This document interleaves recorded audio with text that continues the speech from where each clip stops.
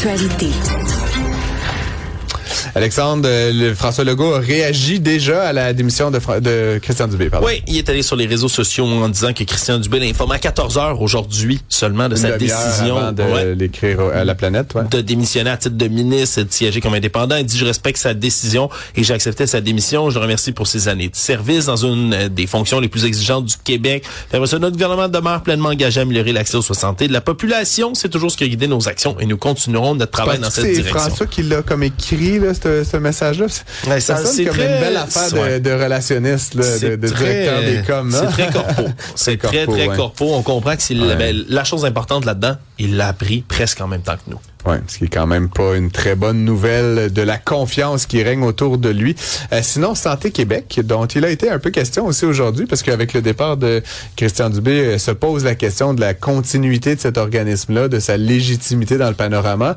Alex, tu as appris que ils ont lancé des projets pour réduire le nombre de cadres. J'aime ça. Oui, parce qu'ils ont fait une sortie, là, entre autres, une entrevue avec la presse canadienne. C'est Vincent Lahoulier, qui est le vice-président Talent, Culture et Engagement chez Santé Québec, parce que puis même s'il se garde de répondre à quelques médias que ce soit, je rappelle qu'on avait dit dans le Journal de Montréal récemment que les nombres de cadres qui travaillent au siège social de Santé Québec entre mars et novembre cette année, c'est passé de 258 à 357, là, presque 100 cadres de plus en moins d'un an, en quelques mois seulement.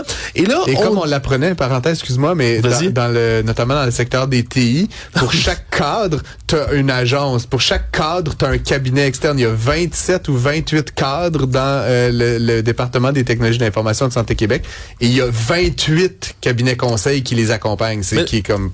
Mais là, je savais que t'étais troublé par cette nouvelle-là. Alors, j'ai une bonne nouvelle pour toi. Santé Québec dit avoir identifié 26 projets de réorganisation dans ces différents secteurs administratifs pour réduire son nombre de cadres. Ils disent qu'il va falloir 26 cabinets conseils pour ces 26 projets-là, ou ils vont être capables de faire de quoi, Santé Québec? Je me le demande, parce que là, c'est comme 26 projets de réorganisation pour avoir moins de cadres. Et là, il y en a qui sont entamés, mais on dit qu'il y en a d'autres qui commencent en 2026. Et d'ici 2 ans, Santé Québec va faire des économies de plusieurs dizaines de millions de dollars. Mais là, je rappelle, on a créé Santé Québec en 2024. Là, on est en 2025, l'année se termine. Et là, donc, ça fait moins de 2 ans que ça existe, Santé Québec. Mais là, ils nous disent que dans 2 ans, ils vont avoir réduit leur nombre de cadres. C'est magnifique. On sent vraiment l'aspect start-up de cette organisation-là.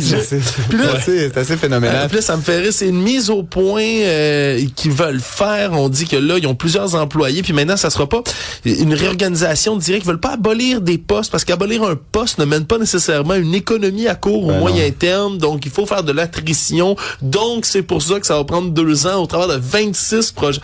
C'est comme un monde parallèle, on dirait tout ça.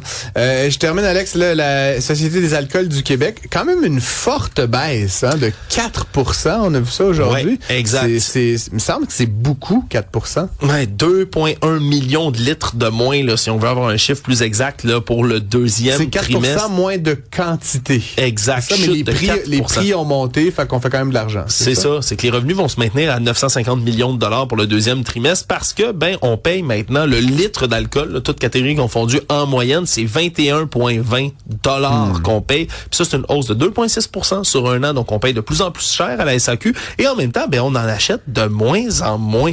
Donc, juste la hausse des prix, là, ça a augmenté de 11 millions additionnels cette année, là, les revenus bruts de la SAQ. Donc, c'est quand même un drôle de paradoxe, là, Francis. On sait qu'il y a des générations maintenant qui consomment un peu moins d'alcool. Moi, je consomme pratiquement plus d'alcool, personnellement. C'est vrai? C'est terminé? Non, mais tu sais, on a pris une bière, là, mais tu sais, j'ai fait un temps où je buvais là, presque chaque jour, là, tu sais, des 5 à 7, whatever. Je bois... T'es un homme occupé?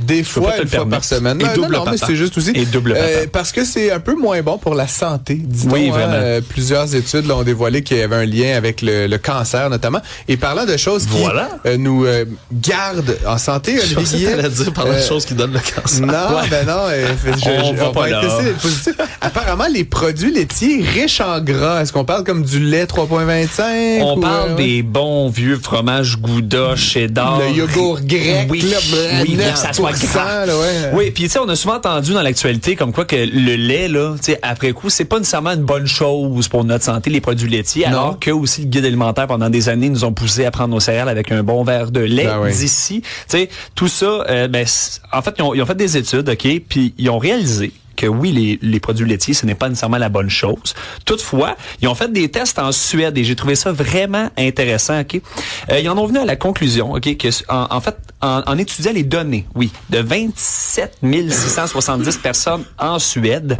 âgées en moyenne de 50 ans au début de l'étude, et ce pendant 25 ans, je vais y arriver, 3208 personnes ont développé une démence. Ça, c'est pas beaucoup, en fait. Je m'explique, parce que si on consomme 50 grammes ou plus par jour de fromage riche en matière grasse. Comme je l'ai dit, un fromage brie, le Gouda, le temps des fêtes arrive, profitez-en. Là. Ça va vous empêcher de faire peut-être la démence un jour. En fait, il y a un risque inférieur de 13%. Ils ont réalisé ça à travers une étude quand même sur 25 ans. Et comme si on y va... des paramètres là-dedans. Oui, il y a beaucoup de paramètres, là, mais si aussi on consommait 20 grammes ou plus de crème riche en matière grasse chaque jour, il y aurait un risque de démence inférieur de 16%. Donc, on s'entend, c'est des chiffres un peu tirés par les cheveux. On est en Suède. Science, on appelle ça la reproductibilité. Là, tu sais, parce que mesurer la quantité de lait cru puis de fromage Gouda que tu as mangé sur 25 ans. Là, des fois, je me souviens pas qu'est-ce que j'ai mangé pour le souper hier. Ben oui, je trouvais ça cocasse parce que c'est Noël qui s'en vient. Donc là, je voulais le mentionner. Puis bien entendu, la prochaine étape, c'est quoi? Ben, c'est d'évaluer d'autres pays que la Suède parce que ça dépend beaucoup de ça. J'aimerais m'auto-dénoncer, mais hier, avec Alexandre Morin-Villouellette, pendant que nous buvions cette bière, il y avait du brie. Oui, j'ai sacré nous voler un plateau de fromage. Je serais moins dément, apparemment. En gros, vous allez être moins fou. Il y avait pas eu cette soirée, mais là, il y a eu de l'alcool, fait que ça faudrait partir une étude. Moi, c'est juste l'étude, c'est juste nous trois. Je me porte volontaire pour faire une étude dans laquelle je dois boire de l'alcool puis manger du fromage. Puis Jean-Philippe et Sébastien, c'est le groupe test, fait qu'ils boivent de l'eau puis ils mangent de la luzerne. Pendant 25 ans, les gars, c'est pour la science. C'est pour la science. Franchement, faut se sacrifier un petit peu des fois. Ouais. Merci, messieurs. On se retrouve un peu plus tard. On va parler de hockey au retour de la pause. J'espère que vous êtes prêts.